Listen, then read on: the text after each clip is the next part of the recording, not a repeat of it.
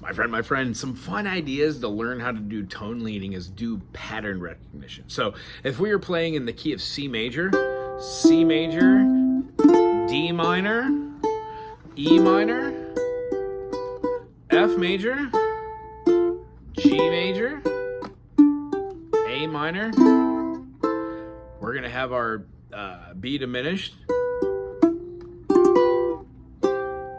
When we play a C major and all of its chords below the 3rd fret or 5th fret, C major, D minor, E minor, or E minor, F major, G major, or G major, A minor, or A minor, and then B diminished, or B diminished, we're expressing ourselves with fingerings, and then the idea is when we move these C notes, we can still get bar chords, which are C major or C major.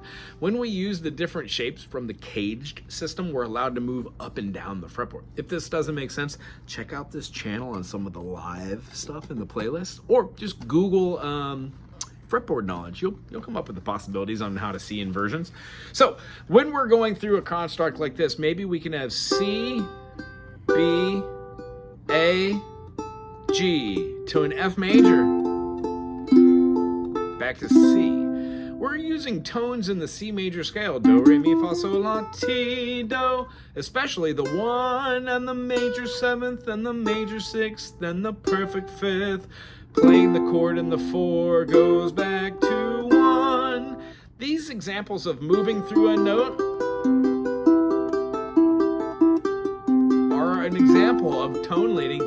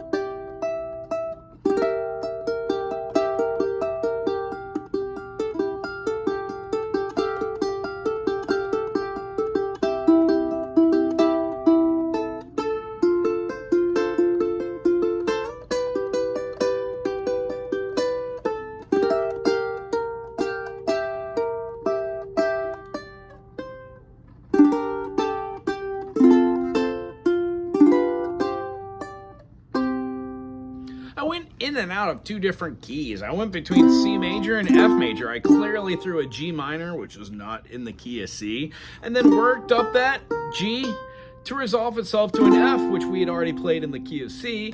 Did a F minor, back to an F, and then a C. You can move in between different keys by knowing the different key signatures. C, D, E, F, G, A, B flat C, playing a C Lydian, it's a type of mode, is an F major scale.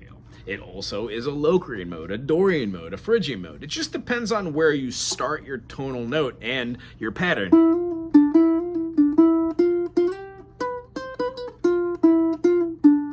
That feels very Phrygian-y. So if I'm playing in the key of C, that doesn't really feel good.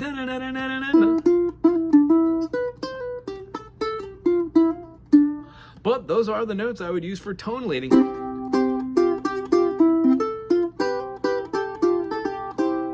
If I was doing Dorian, I would have C major, F major, but I would start it from my D tonal note.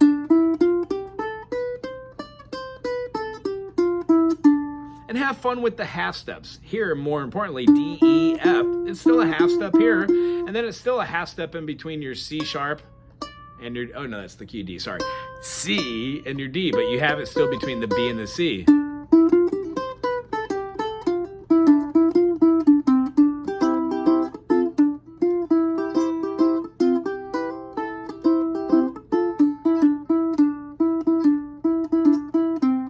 If I was doing it in like Lydian, we would have in the key of C, F, G, A, B flat, C.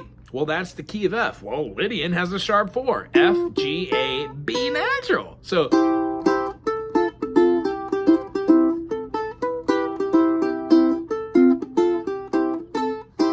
felt like Fraggle Rock. Anywho, this is how I use tone leading. I think, what chord am I playing? What notes are in G? G, A, B, C, D, E, F sharp, G. And how do I use those notes to get to all the chords and move in between dyads?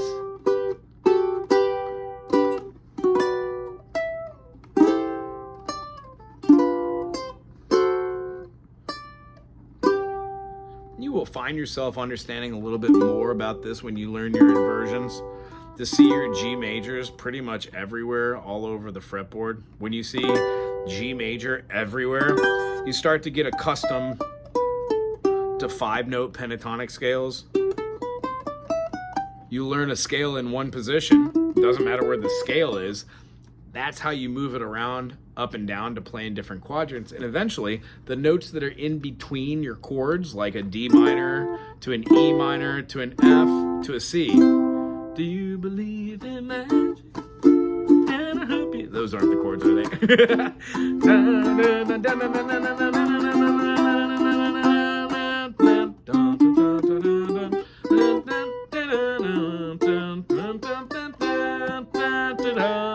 When you can see where you're going and play the notes in between the scales,